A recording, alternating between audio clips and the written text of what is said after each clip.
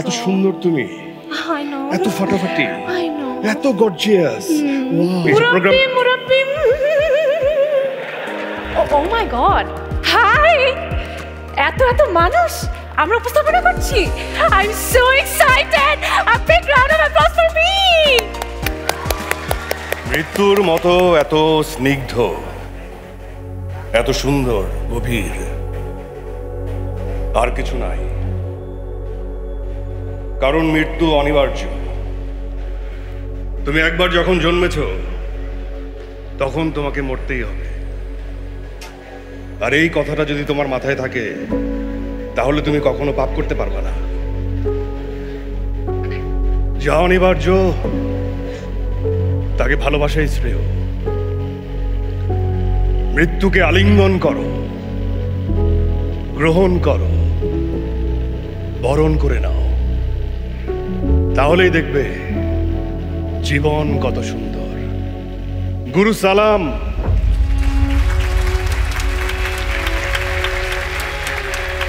আমি সবসময় আমার সাফল্যের সবকিছু আপনাকে উৎসর্গ করে এসেছি, তাই আজকের সন্ধ্যাটাও আপনার নামে শুরু করছি। আমার জন্য দোয়া করবেন। আমি বিশ্বাস করি আপনি যেখানেই আছেন অনেক ভালো আছেন।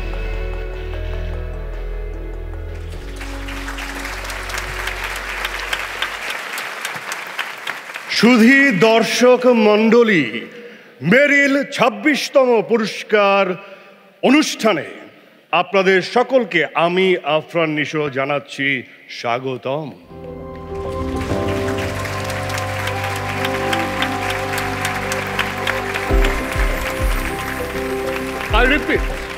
আমি আফরান নিশো আপনাদের সকলকে জানাচ্ছি স্বাগতম।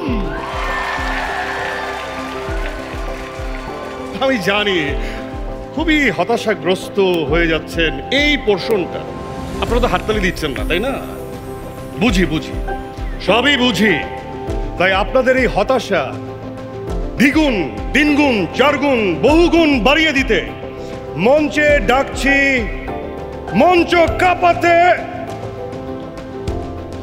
জামিল। না ভাই, পৃথিবীতে যাহাই সুন্দর অর্ধেক তার গড়িয়াছে নারী, অর্ধেক নর। আমি একজন নর, আমার সাথে নারী থাকার কথা ছিল, এখানে জামিল করতে কাটছে। ও তাই, ও শুধু ভুল বুঝছিলাম। মঞ্চ কাঁপাতে, রঙে রঙে রঙিন করে রাঙাতে রঙিলা কন্যা তাসনিয়া জামিল ফারিন ওরফে তাসনিয়া ফারিন। অনেক ধন্যবাদ তোমাকে আহমেদ ফজলে রাব্বি ওরফে আফরান নিশো ওরফে ফজলি আম। এতক্ষণ ধরে তুমি আমাকে ব্যাকস্টেজে দাঁড় করিয়ে রেখেছো। আমি ভাবছি কত সুন্দর ইন্ট্রোডাকশন দিবে আমাকে, the most gorgeous, the most beautiful, talented, but তুমি কি দিলে এটা? ও মাই গড, হাই! এত মানুষ আমরা উপস্থাপনা করছি। I am so excited. A big round of applause for me. মানে তোমার এক্সাইটমেন্ট কিছুই না। কি? মানে আমি যতটা এক্সাইটেড, মানে আমি বলতে গেলে কি বলবো আসলে। আমি ছোটবেলা থেকে একটাই স্বপ্ন দেখতাম যে বড় হয়ে মেরিল প্রথম আলো পুরস্কার এই যে প্রোগ্রাম। তুমি যখন ছোট ছিলে তখন মেরিল প্রথম আলো পুরস্কার কেন? তখন তো ইত্যাদিও সম্প্রচার শুরু হয় নাই। না মানে আমি বললাম কি, মানে তারপরও একটা ভালো কথা বললে যদি ভালো কিছু হয় বলে ফেলা ভালো না? তোমার হেটারসরা তোমাকে কি ডাকে জানো? আফরান শিশু।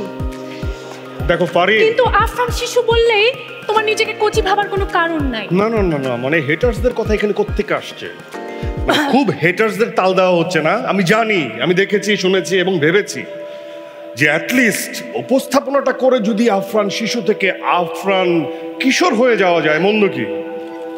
তুমি আফরান কিশোর হতে পারবে কিনা জানি না, তবে আমার মনে হচ্ছে পুরো অনুষ্ঠানটাকে তালগোল পাকিয়ে এখান থেকে দাগি আসামি হয়ে সুরঙ্গ দিয়ে পালাবে, আর আমার গায়ে দাগ লেগে যাবে। দাগ দাও, লাগাই। কেন? Sorry, excuse me. আরে নজরবন্দি, তুক্কু নজর যেন না লাগে এই জন্য একটা টিপ পরিয়ে দিয়ে দাও। আমার ড্রেসের সাথে যাবে না। এত সুন্দর তুমি, আই নো, এত ফাটাফাটি, আই নো, এত গর্জিয়াস। ওয়াও, শুধু তুমি সুন্দরী না ফারিন, অনেক গুণে গুণান্বিত। I know. নাচ, গান, অভিনয় কি নাই তোমার উপস্থাপনা। মধ্যে? এদিকে তাকাও, কোনো নমিনেশন নাই, তারপরে উপস্থাপনা করছি। ওয়েল, এই জন্যই। তবে দর্শক, এই যে ফারিন 5 ক্যাটাগরিতে, আরেকজন মেহজাবিন চৌধুরী, এই দুজনই 5 ক্যাটাগরিতে নমিনেটেড। সো আমাদের শক্তিশালী অভিনেত্রীদের জন্য, সু অভিনেত্রীদের জন্য, নারী শিল্পীদের জন্য একটা করতালি। আরো জোরে করতালি যারা এবার নমিনেশন পেয়েছেন, আমাদের অনুষ্ঠান উপভোগ করতে এসেছেন এবং আমাদের ওভার অ্যাক্টিং দেখতে এসেছেন। সো দেরি না করে আমরা চলে যাই চলো। অনুষ্ঠানে।